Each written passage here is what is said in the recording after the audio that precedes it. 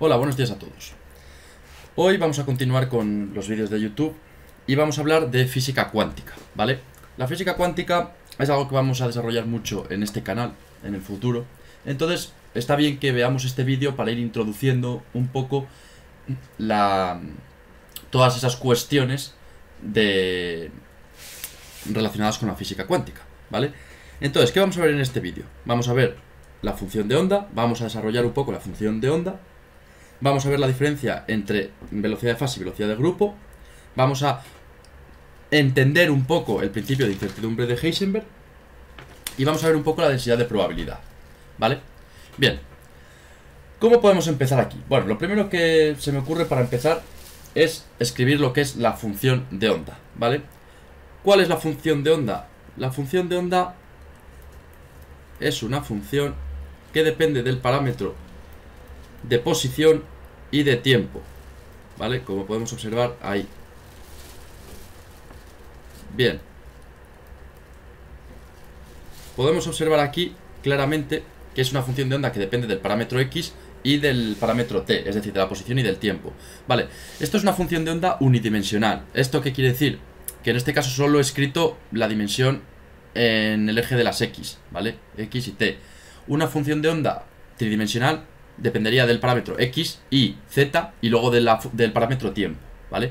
Pero para, digamos, empezar a entender cómo funciona la física cuántica, las funciones de onda y demás, vamos a hablar solo de las ondas, de las funciones de ondas unidimensionales. Bien, ¿qué nos llama la atención de esta función de onda? Bueno, nos llama la atención dos cosas. La primera es que es una función compleja. Podemos observar aquí que es una función compleja.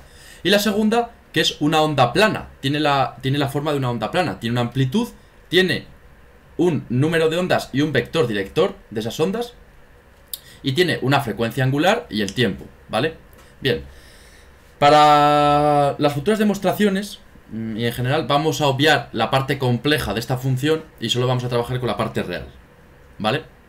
Entonces, vamos a explicar un poco ¿qué es la función de onda?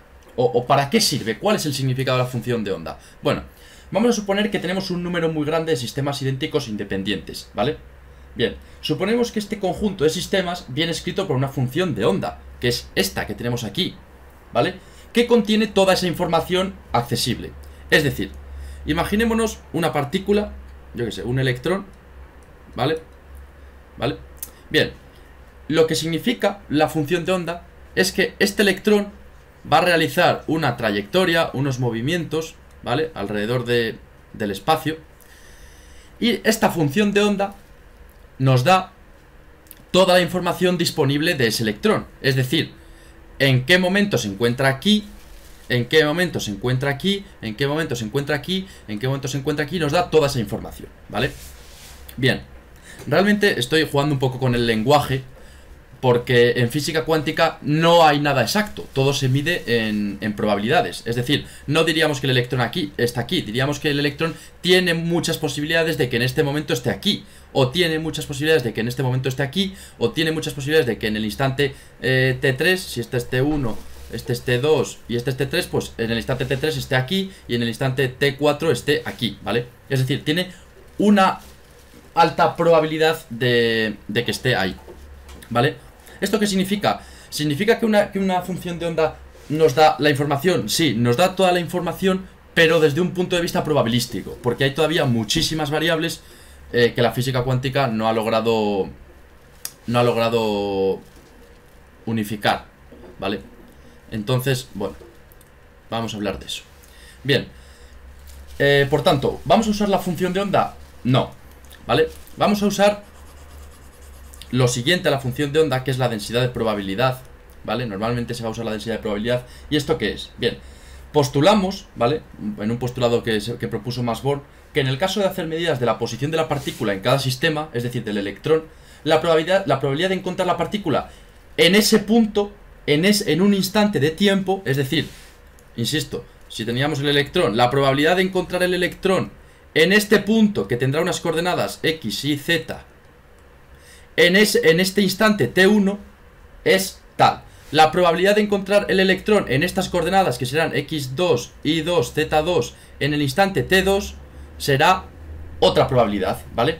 ¿Y esto cómo lo escribimos aquí en física? Bueno, escribimos que la probabilidad de encontrar una partícula, ¿vale?, en un instante de tiempo determinado es igual a la función de onda al módulo de la función de onda, perdón, al cuadrado, ¿vale? Y con esto es con lo que se trabaja normalmente, ¿vale? Bien, bueno, como he dicho antes, nosotros aquí en la función de onda vamos a usar una función de onda unidimensional, ¿vale? Normalmente se usan funciones de onda tridimensionales, pero bueno, de cara a la explicación es lo mismo, ¿vale? Bien, por tanto, a esto se le denomina densidad de probabilidad, ¿vale? Aunque hablemos de la función de onda de un sistema, debemos entender siempre que la función de onda de un conjunto de sistemas idénticos idénticamente preparados exige una teoría de naturaleza estadística, como he comentado antes, ¿vale? No va a ser 100% verídico que en un punto vas a encontrar seguro una partícula, ¿vale? Vas a tener muchas posibilidades de encontrarla ahí, pero nunca vas a poder estar 100% seguro. Bien. Vale. Por tanto, voy a volver a escribir la función de onda, ¿vale? Y vamos a pasar ahora a desarrollarla. Bien, tenemos una serie de propiedades. Una serie de propiedades que posiblemente conozcáis todos de vuestras clases o de algún libro que hayáis leído, etcétera, que son las siguientes, que las vamos a escribir a continuación. Tenemos que la longitud de onda es igual a la constante de Planck partido P, ¿vale? Tenemos que la frecuencia es igual a la energía partido H. Tenemos, esta sí que es muy conocida, que la frecuencia angular es 2pi la frecuencia. Tenemos que el número de ondas K es igual a 2pi partido la longitud de onda. Y tenemos que la constante de Planck cruzada es igual a la constante de Planck partido 2pi. Bueno, pues con esto vamos a desarrollar un poco para sacar lo que nos pidan por aquí e ir desarrollando un poco más la función de onda, ¿vale? Bien, primero vamos a ver esta formulita de aquí.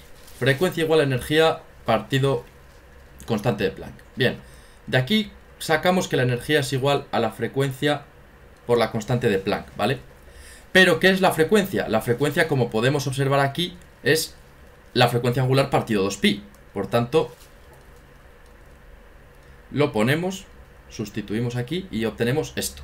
Pero también podemos ver aquí que la constante de Planck partido 2pi es igual a la constante de Planck cruzada. Y aquí efectivamente tenemos la constante de Planck cruzada. Por tanto, sustituimos. ¿Qué nos queda aquí? Que la energía es igual a la frecuencia angular partido, o sea, por la constante de Planck cruzada, ¿vale? Bien, ahora vamos a ver lo mismo con el número de ondas. Tenemos aquí que el número de ondas es igual a 2pi partido la longitud de onda, ¿vale? Y tenemos aquí que la longitud de onda es igual a la constante de Planck partido el momento, ¿vale? Así que pasamos también a lo sustituimos aquí, por supuesto.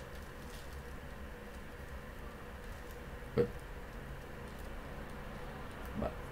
Bien, entonces aquí tenemos el momento, vale. Aquí obviamente volvemos a tener lo mismo. Tenemos que la constante de Planck cruzada es igual a la constante de Planck partido 2pi, pero a la inversa. Por tanto, tenemos que el momento es igual a la constante de Planck cruzada. Es decir, que tenemos que el momento es igual a K por la constante de Planck cruzada. Bien, ya tenemos aquí la energía y tenemos el momento. Por tanto, pasamos a sustituirlo a nuestra función de onda, ¿vale? Pasamos a sustituirlo a nuestra función de onda. Y nuestra función de onda nos quedaría la amplitud por la exponencial de K, que hemos dicho que es el momento partido la constante de Planck cruzada, por X, menos la frecuencia angular, que hemos dicho que es la energía partido la constante de Planck cruzada. Todo esto... todo esto por T no, solo por T. Disculpad, solo por T esto. Vale. Podemos sacar efectivamente la constante de Planck cruzada fuera y nos quedaría un poco más simplificado. Pero vale, tenemos por supuesto esto. Bien. Lo que pasa es que ahora vamos a desarrollar nuestra función de onda de otra manera, porque lo que queremos sacar es la velocidad que adquiere nuestra función de onda, ¿vale? Bien, recordemos que una función de onda, vamos a poner una función de onda, yo qué sé, esta, la función seno, ¿vale? Bien, recordemos una función de onda, pues se mueve a una velocidad determinada, ¿vale? Se mueve a una velocidad determinada y, por supuesto, cada vez que una función de onda o que una onda atraviesa un entorno, cada partícula del entorno lo que hace es vibrar. Esta partícula que hay aquí vibrará según vaya trasladándose la función, la onda hacia la derecha, vibrará hacia arriba y hacia abajo también a una determinada velocidad, ¿vale? Que por supuesto, por la mecánica clásica todos sabemos que la velocidad va a ser esta, la velocidad de la partícula que esté en el entorno ese. Bien, entonces vamos a establecer un poco una relación entre una velocidad que exista aquí y la velocidad que tenga la propia partícula que se ve afectada por la onda y la velocidad que tiene la propia onda. Vale. Bien.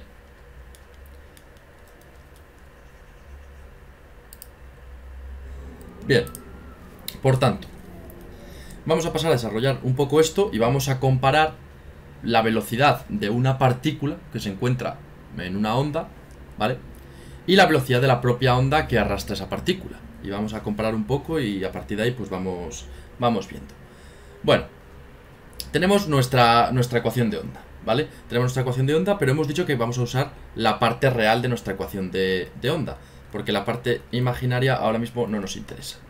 Por tanto, bien, tenemos que la parte real de la amplitud, bueno, la amplitud va a ser una parte real siempre, así que va a ser la amplitud sin más. Y necesitamos la parte real de esta exponencial. Sabemos por la relación de Euler que la exponencial se va a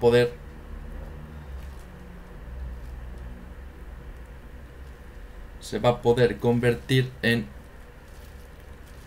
esto. Seno de kx, seno de kx menos wt, ¿vale? Esto es por la relación de Euler. Bien, aquí obviamente sí que tenemos una parte real que es el coseno de kx menos wt y una parte imaginaria que es el seno de kx menos wt. Por tanto nos vamos a quedar única y exclusivamente con la parte real.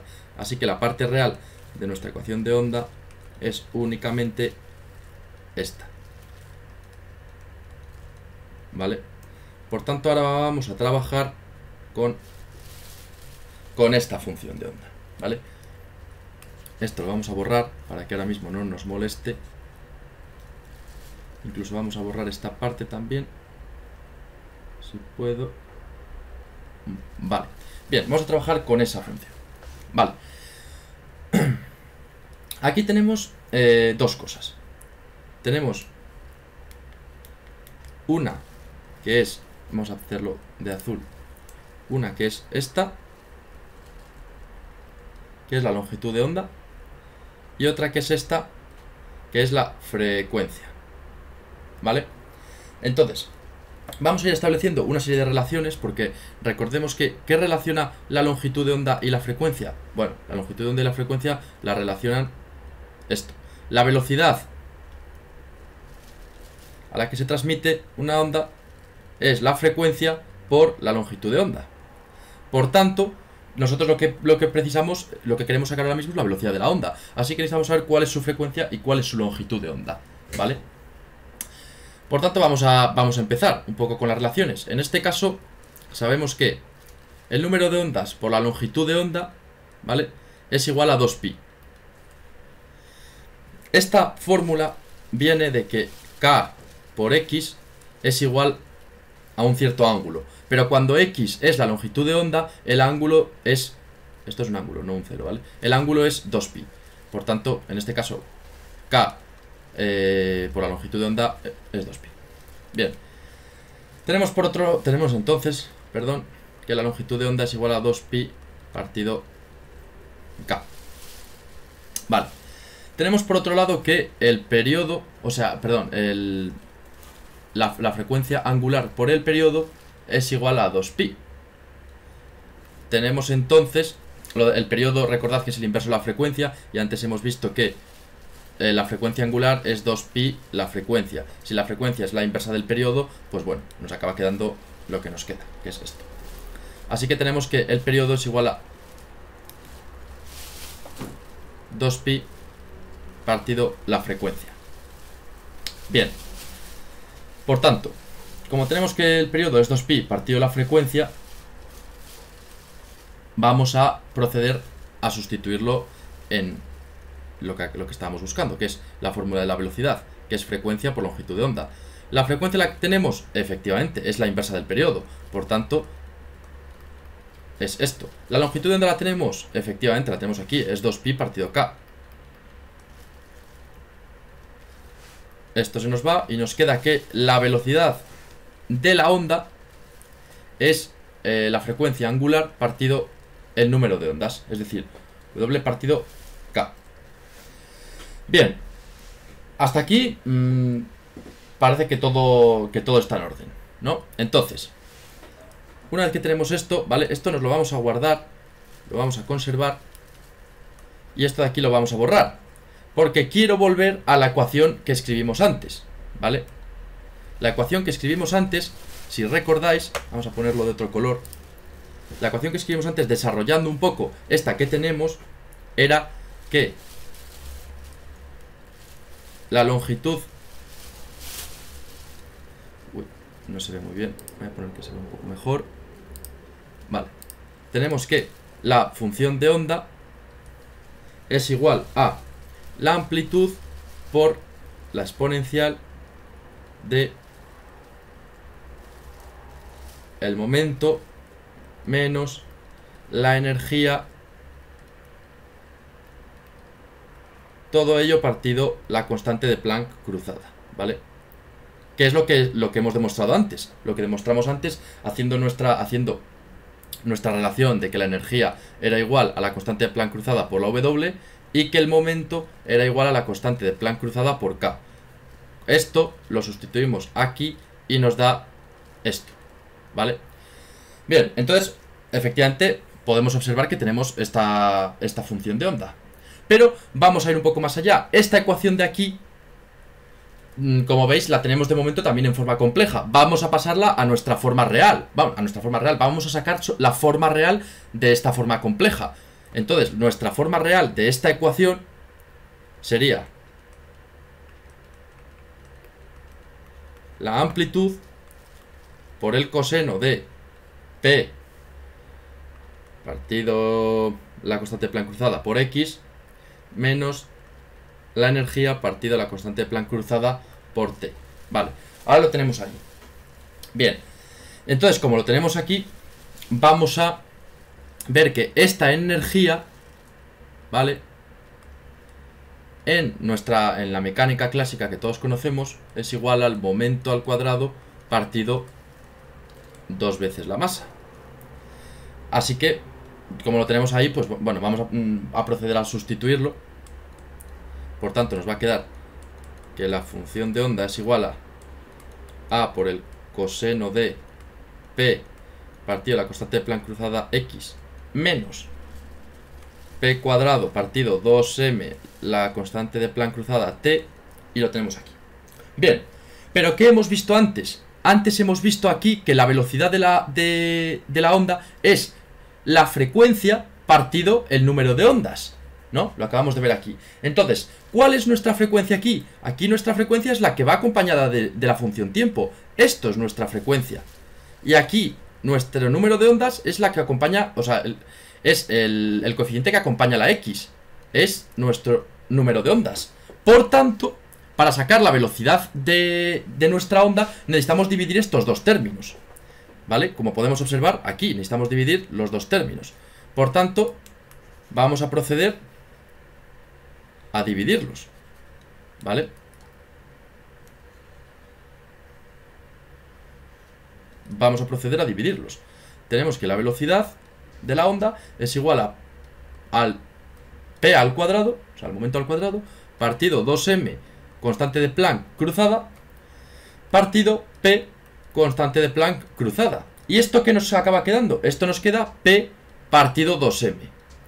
¿Qué nos quiere decir esto? Recordamos que antes cuando he dicho, cuando he comentado que la velocidad de un punto, es decir, si tenemos una onda, por ejemplo, sinusoidal, ¿vale? Una cosa es la velocidad a la que se desplaza la onda y otra cosa es la velocidad a la que se desplaza una partícula que se vea interferida por la onda, que en principio tendría que ser la misma, pero no, porque por la mecánica clásica sabemos que esta velocidad es p partido m. Y sin embargo la de la onda es p partido 2m. ¿Qué ocurre aquí? ¿Por qué la velocidad de la onda es la mitad que la velocidad de una partícula que hay ahí? Bueno, esto tiene que ver con la velocidad de fase y con la velocidad de grupo, ¿vale? Y diréis, ¿qué es la velocidad de fase y qué es la velocidad de grupo? Bueno, la velocidad de fase es la velocidad con la que la onda cambia de fase, ¿vale? Y lo otro es la velocidad con la que se propaga la onda. Entonces, para que os hagáis una idea, esto tiene que ver mucho con los paquetes de ondas que veremos en otro vídeo futuro, ¿vale? Entonces, vamos a borrarlo y vamos a intentar explicarlo un poco por encima, que es esto. Vale. Vale. Nosotros cuando tenemos una onda, pues es muy fácil sacar la velocidad que tenemos. Efectivamente la sacamos ahí y las dos velocidades son las mismas.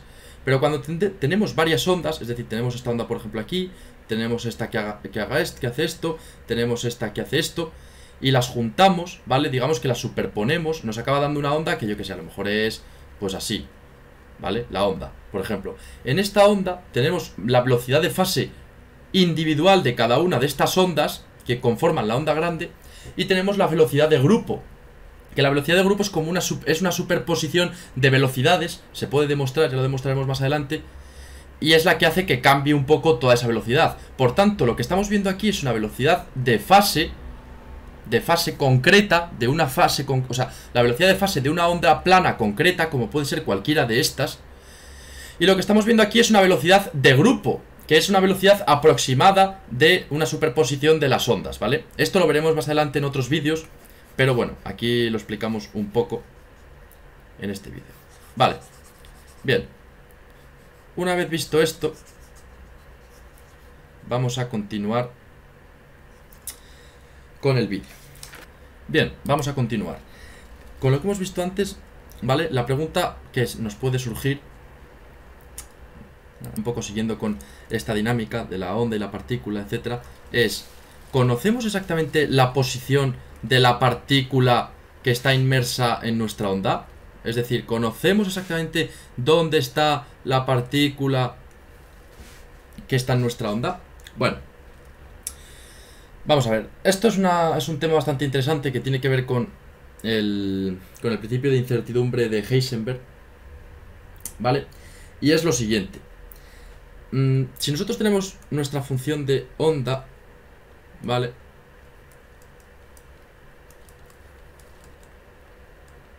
Hay una demostración que lo que nos dice es que la función de onda junto con su conjugada,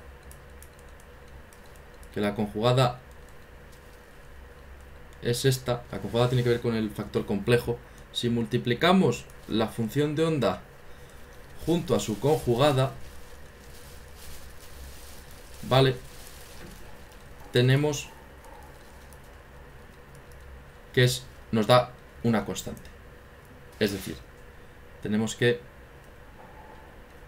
nos da, efectivamente, como podemos ver aquí, una constante. ¿Esto qué significa? Bueno, esto es un postulado de Max Born, ¿vale? Y habla de la densidad de probabilidad de una función de onda. Bien, habla de una densidad de probabilidad. De hecho, esto de aquí, que es la función de onda junto con su conjugada, es igual que la función de onda al cuadrado, ¿vale? Que es la densidad de probabilidad, ¿vale? Y esta densidad de probabilidad si la integramos, ¿vale? Entre infinito e infinito nos da, bueno, en este caso estamos en unidimensional, nos da 1, el valor 1. ¿Esto qué significa? Esto significa que existe la misma probabilidad de encontrar la partícula en cualquier punto de la función, ¿vale?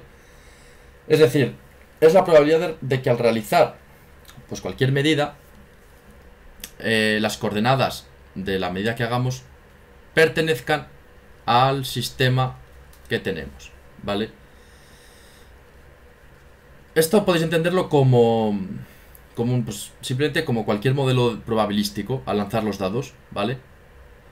Si tenemos un dado de 6 caras, la probabilidad de que nos salga 1, 2, 3, 4, 5 o 6 es 1. No nos puede salir 0 ni nos puede salir 7. Eso es imposible. Pues digamos que esto demuestra precisamente lo mismo. La integración entre menos infinito e infinito, que esto significa que es una función absolutamente integrable del módulo de una función de onda al cuadrado, si es 1, significa que la partícula va a estar sí o sí en todo ese diferencial de X que tengamos. Bueno, diferencial de X, aquí hablamos de una onda unidimensional. Si hablamos de una onda tridimensional, pues es un diferencial de volumen, ¿vale? Pero se entiende el concepto, ¿no? Significa que la partícula sí o sí va a estar en cualquier punto de ese diferencial. No se sabe dónde. Puede haber unos sitios donde tenga más probabilidad y otros donde tenga menos probabilidad. Pero siempre sabes que va a estar ahí. Siempre. O sea, de ahí no se va a mover. Entonces, ahora bien, ¿en dónde tienes más posibilidades de encontrar una partícula que esté, o sea, que tenga definida una función de onda? Bueno, pues eso lo vamos a explicar a continuación. Imaginemos que tenemos, vamos a poner otro color. Vamos a imaginar que tenemos, no, el amarillo no, el naranja. Vamos a imaginar que tenemos dos funciones de onda. Uy. ¿Vale? Uy. Una función de onda que depende de la posición. ¿Vale? Una función de onda que hace algo así como, yo qué sé, esto, ¿vale? Bien. Y vamos a poner que tenemos otra, que es una función de onda, pues, yo qué sé, pues seno. Sí, una función de onda, la del seno, por ejemplo, ¿vale? Bien. ¿Esto qué significa? Bueno, esto significa que aquí, ¿vale? Como podemos comprobar, tenemos una longitud de onda definida. Es decir, la longitud de onda siempre es la misma, ¿vale? Pero sin embargo aquí no tenemos una longitud de onda definida. Esto puede tener una longitud de onda lambda sub 1, esto puede tener otra longitud de onda lambda sub 2, esto lambda sub 3, etc. Bien, aquí podemos observar que tenemos una amplitud mucho mayor. Entonces podemos decir, sin miedo casi a equivocarnos, que la partícula se va a encontrar en este punto, ¿vale? En este punto x sub 0, con mayor probabilidad se va a encontrar aquí. En cambio aquí, todas tienen la misma amplitud, entonces no sabemos con exactitud dónde se puede encontrar nuestra partícula, la partícula que estamos buscando. Bien, esto tiene mucho que ver con el principio de incertidumbre de Heisenberg. Bueno, tiene mucho que ver, es literalmente el principio de incertidumbre de Heisenberg, ¿vale? ¿Quién nos dice que no se puede conocer con exactitud la posición y el momento está relacionado con la velocidad de una partícula? Vale, entonces ¿cómo podemos ver esto claramente? Bueno, vemos por ejemplo aquí que tenemos un lambda definido, ¿vale? Pero tenemos una x que no está definida. Y aquí al revés, no tenemos un lambda, tenemos un lambda que no está definido y tenemos una x que sí está definida. Cuando decimos definida es que tiene mayor probabilidad de encontrarse en un lado, que ves una prolongación mayor de la x aquí que en otros lugares de la ecuación. Bien, esto matemáticamente, ¿qué nos quiere decir? Esto matemáticamente nos quiere decir que si el lambda está definido, ¿vale? El k está definido.